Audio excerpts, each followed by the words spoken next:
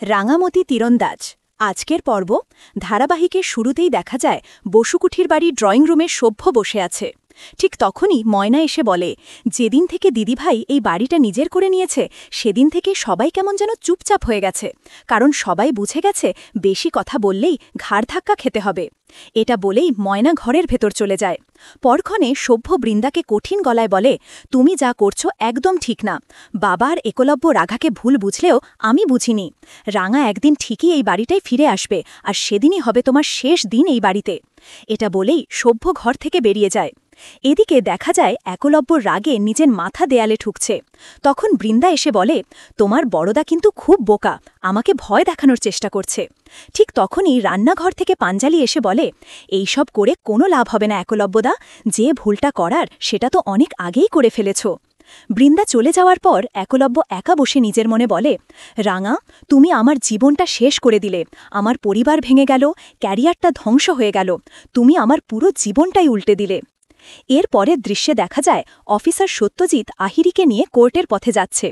সাংবাদিকরা এগিয়ে এসে প্রশ্ন করে, স্যার, আপনি ক্রিমিনাল আহিরিকে কোথায় নিয়ে যাচ্ছেন? অন্য থানায় শিফট করবেন? সত্যজিৎ শান্ত গলায় বলে, আহিরি এই জেলখানায় সেফ না, তাছাড়া আজ বিকেল 4টায় তাকে কোর্টে তোলা হবে, আর সেখানে আহিরি নিজেই সব সত্যিটা বলবে।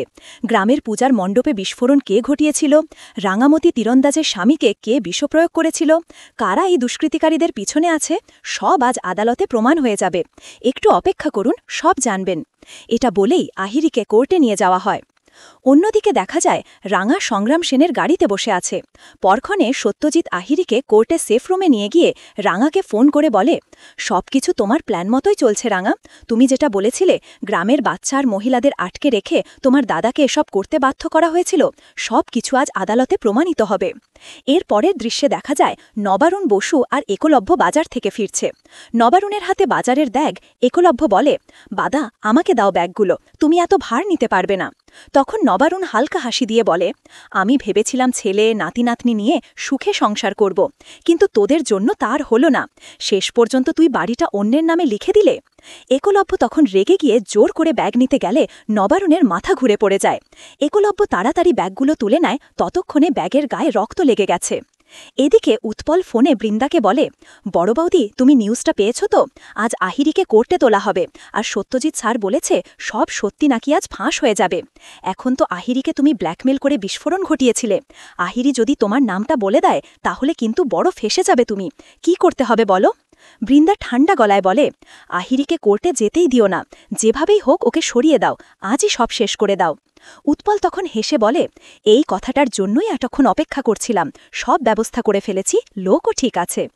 অন্যদিকে সংগ্রাম সেন রাঙাকে বলে, আজ কোর্টে সব প্রমাণিত হয়ে গেলে তুমি তোমার শ্বশুর বাড়িতে ফিরে যেতে পারবে, আবার আগের মতো সংসার করতে পারবে। রাঙা চুপচাপ বলে, সেটা এত সহজ না সংগ্রাম, আমার শ্বশুরবাড়ির লোকেরা যেমনভাবে অবিশ্বাস করেছে সেই বিশ্বাস ফেরত পাওয়া সহজ না। তোমার কাছে হয়তো সহজ মনে হচ্ছে, কিন্তু আমার কাছে নয়। এদিকে বসুকুঠির বাড়িতে পাঞ্জালি রান্নাঘরে রান্না করছে, আর ময়না সোফায় বসে আলুর দম খাচ্ছে। খেতে খেতে ময়না বলে, তরকারিতে লবণ দিতে পারো না নাকি, একদম বাজে স্বাদ।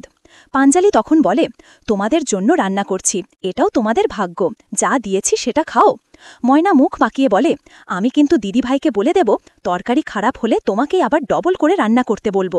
তাছাড়া তোমরা বিয়ের পর স্বামী সন্তান নিয়েই বাড়িতে পড়ে আছো, এই কাজটুকু না করলে আর করবে কে? ঠিক তখনই একলব্য নবারুণকে নিয়ে বাড়িতে ঢোকে। পাঞ্জালিকে দেখে বলে, দিদিভাই, বাবার জন্য একটু লবণ চিনি লেবুর শরবত করে দে।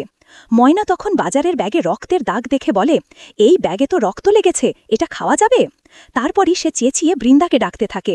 পাঞ্জালি তখন বলে, মেজ বৌদি, প্লিজ তুমি আর সিন ক্রিয়েট করো না, আমি বাজারগুলো ধুয়ে দেব, তুমি একটু চুপ করো। অল্প কিছুক্ষণ পরেই সভ্য লাফাতে লাফাতে এসে বলে, বাবা, আজ বড় কাণ্ড হয়ে গেছে। ময়না বলে, এমন লাফাচ্ছ কেন, লটারি জিতেছ নাকি? সভ্য তখন উত্তেজিতভাবে বলে, বাবা, আজ কোর্টে সব প্রমাণ হয়ে যাবে, যারা রাঙাকে ফাঁসানোর জন্য এসব করেছিল। বিকেল 4টায় আহিরিকে কোর্টে তোলা হবে, আর সেখানেই আসল দোষী ধরা পড়বে। সভ্যের মুখে এসব কথা শুনে নবারুণ হেসে বলে, আমি জানতাম রাঙা এমন কিছু করতে পারে না। ঠিক তখনই ময়না বৃন্দাকে চেঁচিয়ে বলে, বড় বৌদি, তাড়াতাড়ি এসো, টিভিতে খবর দিচ্ছে। সবাই টিভির সামনে জড়ো হয়, বাতাসে উত্তেজনা ছড়িয়ে পড়ে, কারণ বিকেল 4টায় আদালতে ফাঁস হবে রাঙামতি তীরন্দাজ কাণ্ডের আসল রহস্য। এই ছিল রাঙামতি তীরন্দাজ কাণ্ডের আজকের আপডেট। ভিডিওটি ভালো লাগলে চ্যানেলটিকে সাবস্ক্রাইব করে পাশে থাকা বেল আইকনটি অন করে দিন এবং আপনাদের মূল্যবান কমেন্ট করতে ভুলবেন না।